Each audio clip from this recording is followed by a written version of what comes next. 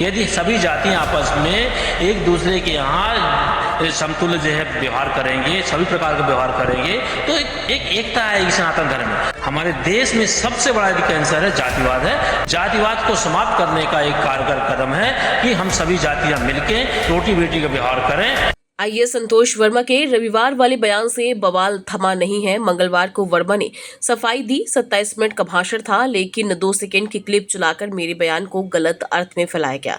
अगर किसी की भावना आहत हुई है तो मैं माफी चाहता हूं। उन्होंने कहा कि मेरी भावना किसी समाज, किसी धर्म या किसी व्यक्ति को अपमानित करने की नहीं थी। अगर मेरी बात से किसी को भी ठेस पहुंची है तो मैं माफी मांगना चाहता हूं। मैंने कभी भी बेटियों का अपमान नहीं किया। मेरे पूरे बयान को कुछ लोगों द्वारा अपने फायदे के लिए गलत तरीके से पेश किया गया है। दरअसल अजाक्स के प्रांतीय अधिवेशन में जब तक मेरे बेटे को कोई ब्राह्मण अपनी बेटी दान नहीं देता या उससे संबंध नहीं बनाता, तब तक आरक्षण जारी रहना चाहिए। ऐसा बयान आईएएस संतोष वर्मा द्वारा दिया गया था। एक परिवार में एक व्यक्ति को आरक्षण मिलना चाहिए जब तक कि मेरे बेटे को कोई ब्राह्मण अपनी बेटी दान नहीं करते या उससे उसका संबंध नहीं बना दे। केवल आर्थिक आधार की अगर बात है तो। मैं एसएल सूर्यवंशी, प्रांतीय महासचिव अजाक्स जी। जो बयान आया है, हमारे प्रांतीय अध्यक्ष महोदय श्री संतोष वर्मा जी ने जो बयान दिया है, बयान नहीं कहना चाहिए, जो उन्होंने उद्बोधन किया है कि वर्तमान में हमारा देश कहाँ है, सनातन धर्म कहाँ है।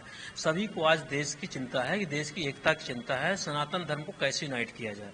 हमारा सनातन धर्म जो है जातियों में बटा हुआ है, तो उसी उद्देश्य से कि यदि हमारी जातियाँ समाप्त करने के लिए एक ही विकल्प है कि हम उसको आपस में सभी जातियाँ जो है भेदभाव मिटाकर आपस में रोटी बेटी का व्यवहार बना लें, संबंध रख लें। यदि सभी जातियां आपस में एक दूसरे के यहाँ समतुल्य जो है व्यवहार करेंगे, सभी प्रकार का व्यवहार करेंगे, तो एक एकता आएगी सनातन धर्म में। नहीं तो आज देखिए हमारा देश कैसे विश्वगुरु बनेगा। यदि हम जातियों में बढ़ रही, जातियां हमारे देश के लिए कैंसर है, और इस कैंसर के कारण हम आज विश्वगुरु की कल्पना कर रहे हैं। जब तक हमारे देश में जातियां रहेंगी, विश्वगुरु हम नहीं बन सकते। हमारा देश विकसित देश नहीं बन सकता है।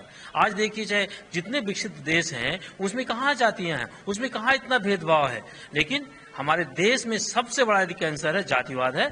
जातिवाद को समाप्त करने का एक कारगर कदम है कि हम सभी जातियां मिलके रोटी बेटी का व्यवहार करें। और अभी भाई देखिए हाल ही में हमारे प्रदेश के पूर्व मुख्यमंत्री सुश्री उमा भारती जी ने कहा है कि जातिवाद को समाप्त करने के लिए कारगर उपाय एक सिर्फ सभी जातियां मिलकर रोटी बेटी का व्यवहार करेंगे। उसको उदारता से स्वीकार करना होगा, हमारे समाज को उदारता से स्वीकार करना होगा। और जब तक समाज उदारता नहीं दिखाएगा, जब तक हम आगे नहीं बन सकते। आप देखिए हमारे शरीर में यदि कोई 25% हिस्सा यदि कमजोर है तो हमारा शरीर जो स्वस्थ नहीं कहलाएगा।